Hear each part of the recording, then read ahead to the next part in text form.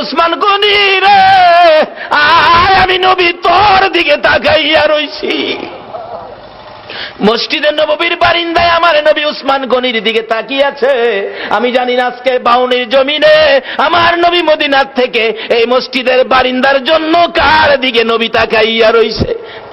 উসমান গনি আয়, আমি নবী তোমার দিকে তাকিয়ে আছি। নবীজির সামনে দাঁড়াইলে উসমান গনি ডাকতেছে, ইয়া রাসূলুল্লাহ, বলুন কিসের বিনিময় আপনার চোখের পানিগুলো মুছতে পারি? আমার নবী কান্দে, উসমান রে, পারবিনি ইহুদির বাড়ির খেজুর গাছটা আমারে কিনা দিতে? আমি নবীর চোখের পানি বন্ধ হয়ে যাবে। যায়া দেখ আমার আব্দুল্লাহ আনসারীর 2টা বাচ্চারে কি কষ্ট দিয়ে রাখছে।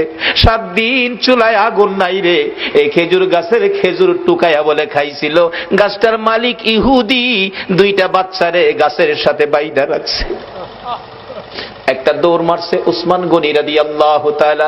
কারা গো এই মসজিদের পক্ষে আছো? এটাই হবে আমার আল্লাহর পক্ষ, এটাই হবে আমার নবীর পক্ষ। যারা মসজিদের পক্ষ থাকবে আমার নবী তাদের পক্ষে থাকবে, যারা মসজিদের বারিন্দার পক্ষে গো আমার নবী তাদেরকে না লইয়া ফুলসিরাতের ফুল নবী পার হবে না। উসমান গনি ডাকি, ইয়া রাসূলুল্লাহ, কথা দিলাম খেজুর গাছ না নিয়ে আমি আসবো না। ডাকতেছে, ইহুদি বাড়িতে আছো? জি। খেজুর গাছটা বিক্রি করে দাও। ইহুদি কয়, বাড়ির খেজুর গাছ বিক্রি করবো? কান্দে উসমান গনি, রে ইহুদি, নিষেধ দিস না, আমার রাসূল কান্দে রে এই গাছটার জন্য। আজকে যা চাইবি তা পাইবি, বিক্রি করতে হবে। ইহুদি কয়, সুযোগ যখন পাইছি একটা গাছের বিনিময় মনের মতো লওয়া লমো। ও উসমান গনি, তোমার 100 খেজুর গাছের একটা বাগান, 100 খেজুর গাছ সহ বাগানটা যদি আমারে দিয়ে দাও, আমি একটা গাছ তোমারে দিব।